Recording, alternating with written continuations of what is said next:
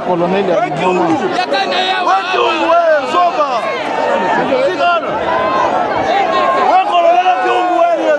Ouais, Moulouba, ouais. Ouais, rebelle. Ouais, on a ouïcha va Congolais, ouais, Tchungu, ouais. Ouais, rebelle. Tchungu, ouais, rebelle. Rwandais. Kala ba rebelle bangoyo. Ba rebelle bangoyo bakangami. Gouvernement za makasi. Toko boma bango. Ba rebelle M23. Ba rebelle M23. Ouais, nous connaissons Bomaye.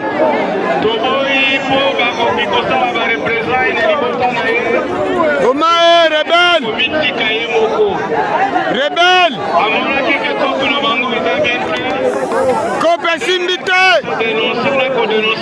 Deux colonels FARDC arrêtés à Lubumbashi, au camp Vangu, par le général Edi Kapend, motif recruteur des rebelles rwandais du M23, AFC. Il y a des traîtres ou infiltrés dans l'armée. Les chefs militaires préviennent, zéro tolérance, sanctions sévères, tous les soldats doivent rester vigilants et loyaux. RDC. Capture des rebelles M23 à Kunyuki sur le front. Dans l'est de la RDC, plusieurs combattants du M23 ont été capturés lors des opérations menées par les forces loyalistes et les Wazalendo. Ces arrestations interviennent après une pression militaire intense sur plusieurs axes stratégiques au nord et sud Kivu.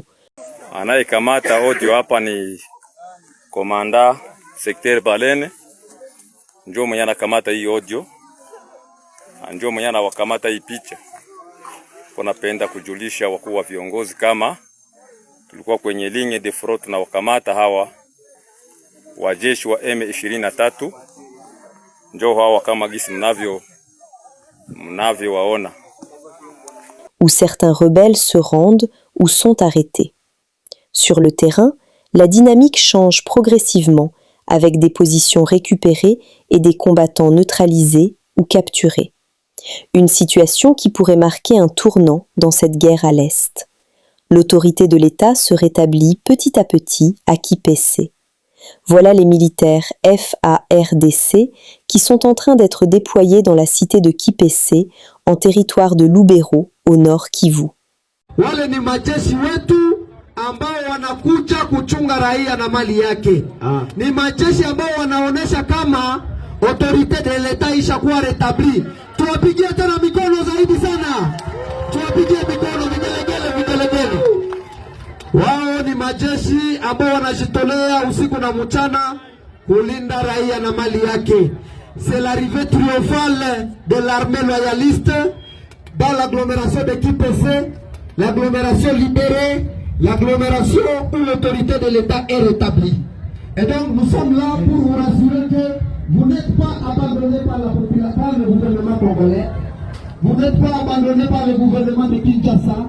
Le gouvernement est venu vous rassurer qu'il est avec vous et l'autorité de l'État est rétablie sur l'ensemble de Kipese et environ. Guerre du M23 dans le Kivu. Les Wazalendo, aux côtés des forces armées de la RD Congo, ont repris le contrôle du village Mpeti dans le territoire de Walikale, à l'est de la RDC, après le retrait des forces de la FC M23.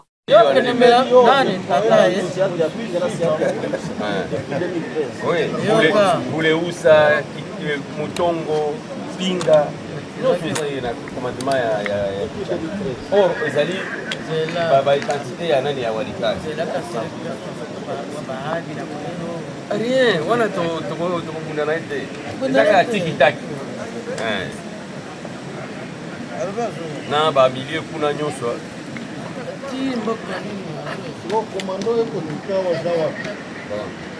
na botika so na mo population ko na tika baba ndako ya toza na peti yango oyo mpenza ndema eza na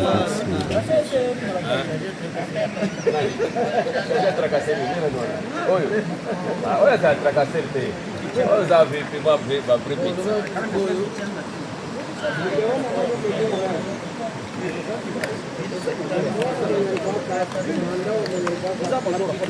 Capitula. Biro yako iko. Sasa Moise, nataka hapa ni wapi? Unawacha ile malaya. Tuko nisha. Filme ni uko nasema. Enda kwa filme. Boba. Unajua hapa bien eh? Unayakompanye na Ndio. Nangina banda. Nasema bandi filme ngaloba kaza. Hapa tuko peti. Hapa ni peti.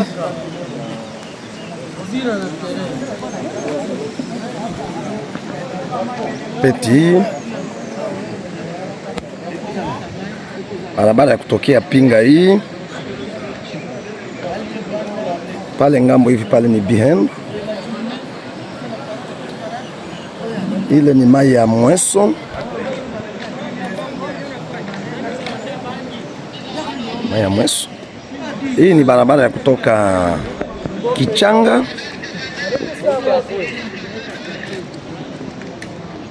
Barabara kutoka Kichanga. Tuko le kumi. Tuko le kumi. Le 28. Deja hapa tumefika hapa peti hapa leo le 28. Pale ni komanda district wetu Major Chiruza. Iko pamoja na commissaire Mkengere. Komanda Siat. Iko pamoja na komanda regiment pale. Bale pale banakala hapa peti. Tumefika le 28. Mwingine ya peti njoi. Mwingine ya peti njoi.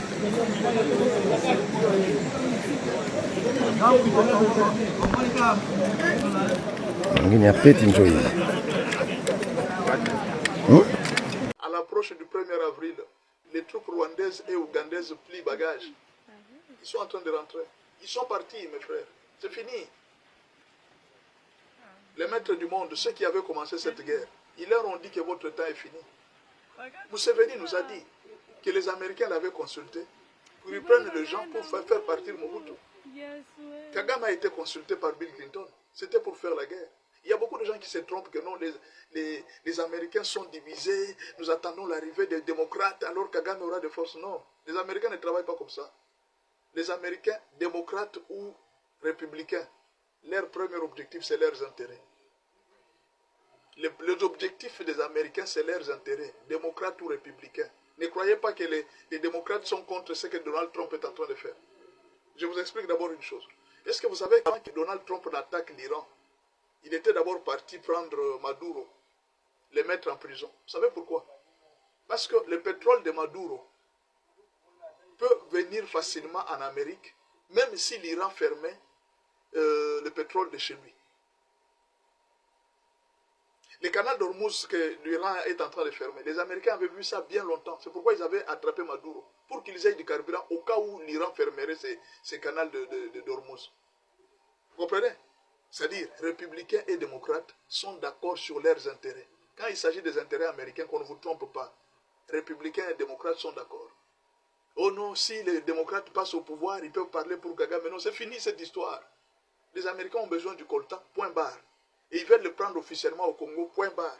Ce n'est pas pour rien que Madame Trump a appelé les femmes de présidents africains. Pourquoi?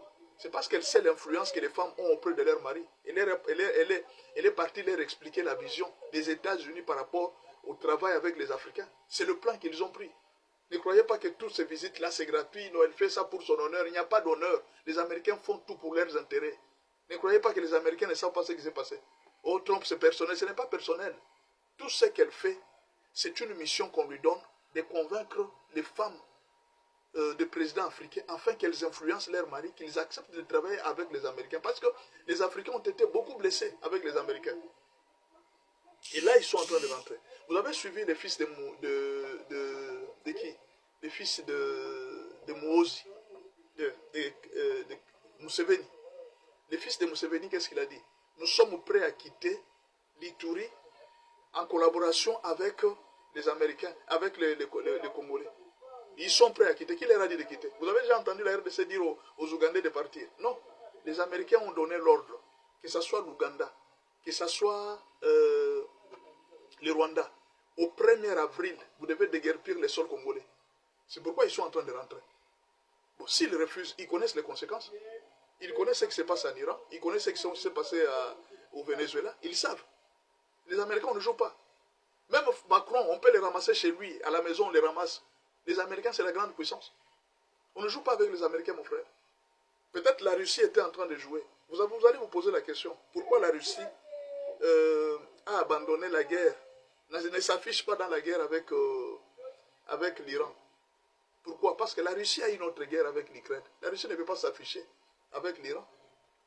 La Russie ne veut pas s'afficher. La Chine a un problème pour aider l'Iran ouvertement. La Chine collabore aussi avec l'Arabie Saoudite. La Chine collabore aussi avec le Qatar. Maintenant, l'Iran a attaqué les alliés de la Chine, le Qatar et l'Arabie Saoudite. Or, la Chine a beaucoup d'alliés que l'Iran a attaqués. Mais la Chine maintenant ne sait plus se faire. Comment est-ce que je peux aider l'Iran? Le pétrole qui passe par le canal d'Ormuz là, la Chine aussi en profite. En fermant ça, la Chine aussi est privée. Or, la Chine achetait, elle achetait à l'Iran chaque année près de 45 milliards de dollars, ce qui est le budget de l'Iran. La moitié du budget de l'Iran, 45 milliards de dollars. Maintenant, l'Iran a fermé le canal d'Ormuz. Donc l'Iran s'est auto-tué lui-même parce qu'il n'aura plus l'argent. Alors comment on va t'aider toi-même qui provoque tout le monde? Tu provoques tes alliés, non, tu provoques tes ennemis, et les amis de tes alliés, tu les provoques. La Russie pour le moment ne peut pas ouvrir deux fronts de guerre. L'Amérique, elle est très puissante, mes frères. Et peut-être je vais ouvrir une parenthèse. Vous savez, cette guerre de la RDC, elle est en train de faire souffrir beaucoup de gens. Le sang des Congolais est en train de crier.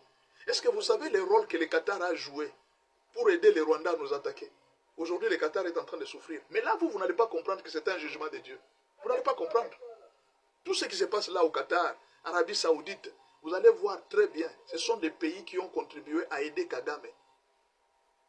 La Chine est en train de perdre aussi du terrain à cause des Américains. Même en RDC, ils ont contribué à aider Kagame. La Chine a perdu beaucoup. Hein. Elle gagnait beaucoup en RDC. Pour le moment, la Chine n'aura pas les mêmes avantages qu'elle avait avant. Le sang des Congolais est en train d'amener les jugements partout où tout le monde a travaillé quelque part. Si aujourd'hui vous voyez l'Amérique commencer à se relever, l'Amérique commence à prouver sa puissance dans le monde, c'est parce que l'Amérique a maintenant compris qu'il faut arrêter la guerre du Congo. C'est pourquoi Dieu commence à élever l'Amérique. Ah bon, si vous pouvez comprendre, ne pas comprendre, ce n'est pas mon problème. Le Congo a un destin du monde entier. Peut-être que vous ne comprenez pas. Je sais que nous-mêmes, là, nous ne nous prenons pas avec aucune valeur. Nous voyons toujours que nous sommes des personnes comme ça. Non. Nous avons le destin du monde entier. Nous tenons le destin du monde entier dans les mains. Une nation qui va s'accorder à nous sera élevée. Si aujourd'hui l'Amérique est une grande puissance mondiale, c'est à cause de l'uranium qui est venu du Congo. Ça, vous ne le savez pas. C'est-à-dire, si c'est lui, quelqu'un qui s'attaque contre le Congo, Macron a essayé de s'associer avec Kagame. Vous savez combien Macron a perdu? Aujourd'hui, la France est par terre. C'est parce que la France a accepté de s'associer avec Kagame. Que ce soit l'Angleterre qui s'est associée avec Kagame. Vous connaissez les difficultés qu'ils connaissent pour le moment. Ils sont en difficulté terrible. Et finalement, vous allez dire, non, c'est la crise du monde, c'est la troisième guerre mondiale. Tout ce que vous pouvez dire, tant mieux. Trouvez vos explications. Mais moi, je suis en train de vous expliquer les choses. Le sang des Congolais va punir encore beaucoup de gens. Même les Congolais qui sont ici au pouvoir. Tous ceux qui ont fait couler le sang des Congolais et que vous êtes conscients dans ce pays, ce sang va crier tellement qu'on va arrêter tout le monde. Ça, je vous dis, attendez, vous allez voir d'ici peu. On va arrêter tout celui qui a fait couler le sang de Jésus. Les Qatars payent. Ils étaient prêts à prendre l'or du Congo. Ils étaient prêts à prendre l'or du Congo. Ils ne savaient pas qu'il y a un malheur qui peut arriver sur la terre. L'Ouganda a vendu au Qatar. Les Rwandais ont vendu au Qatar sans même demander d'où vient cet or. Non, non, je sais que les gens sont en train de mourir, mais nous avons juste besoin de l'or. Aujourd'hui, ils ont compris l'importance. Vous savez combien ils ont perdu dans cette guerre? Vous savez combien Dubaï, le Qatar a perdu? Vous savez combien l'Arabie Saoudite a perdu? Peut-être si vous voyez bien, le même argent d'or qu'ils ont recruté au Congo, c'est ce même argent qui vient de partir. Des milliards et des milliards de dollars en peu de temps. Les biens mal acquis ne profitent à personne. les Rwandais vont souffrir les jours qui viennent, pas à cause de la RDC, mais à cause du sang des Congolais qui a coulé. Le fait que le Rwanda a fait couler le sang des Congolais, le Rwanda va payer pour beaucoup d'années. Il faudra que, s'il y a des pasteurs rwandais, des évêques rwandais, qu'ils demandent pardon. Et vous, qui me suivez, si vous êtes l'un de personnes qui a fait couler le sang du Congolais, vous devez tirer la leçon de ce qui arrive. Ce gens-là, les Ougandais et les Rwandais, ils sont en train de partir, mes frères. La date butoir, la fin, aujourd'hui nous sommes le 28. La date butoir, c'est le 1er avril. Ils ne doivent plus être au Congo. Mais jusque-là, le gouvernement congolais n'a rien dit. Le gouvernement rwandais n'a rien dit. Mais le gouvernement ougandais a accepté que nous allons faire partir nos soldats. Mais jusque-là, le gouvernement n'a rien dit. Bon, pour le moment, qu'est-ce qui se passe sur le terrain? Quand les rebelles partent, leurs chefs qu'ils avaient mis sont en train de partir. Les Wazalendo sont en train de remplacer. Et ça, je profite pour dire aux gens, aux Wazalendo, aux gens du peuple, les Wazalendo ne sont pas là pour rendre des comptes aux gens. Ils ne sont pas là pour venir commencer à demander qui était M23 ou bien commencer à juger les gens. Non, les Wazalendo ne sont pas là pour ça. Ils sont là juste pour votre sécurité. Ne les mêlez pas dans des histoires politiques. Leur histoire, leur combat, c'était de ramener la paix. Ils ne sont pas des juges. La justice va s'occuper de tous ces gens qui étaient les traîtres du pays. Ce ne sont pas aux Wazalendo de s'occuper parce qu'il ne faudra pas provoquer d'autres climats. Nous avons maintenant besoin que le peuple puisse retrouver la paix pendant autant d'années de souffrance. C'est tout ce que nous sommes en train de dire. Soyez sages, célébrez le Seigneur. Dieu nous a fait du bien. Même si vous ne croyez pas, je suis en train de vous informer que Dieu est en train de faire des merveilles dans notre pays. Les choses sont en train de changer. Ces gens sont en train de partir. La guerre s'est terminée il y a de cela une année. Ça fait une année que la guerre s'est terminée. Bon, bien que nous ne comprenions pas nous tous, je pense que dans les jours qui viennent, nous allons comprendre. Il fallait que Dieu nous a laissé le temps de former l'armée, de faire sortir tous les Akans. Akans, ce sont des gens qui avaient pris l'interdit, les traîtres qui étaient dans l'armée.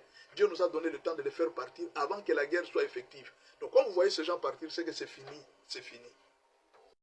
Nous sommes arrivés à la fin de cette édition. Merci à vous de nous avoir suivis jusqu'ici.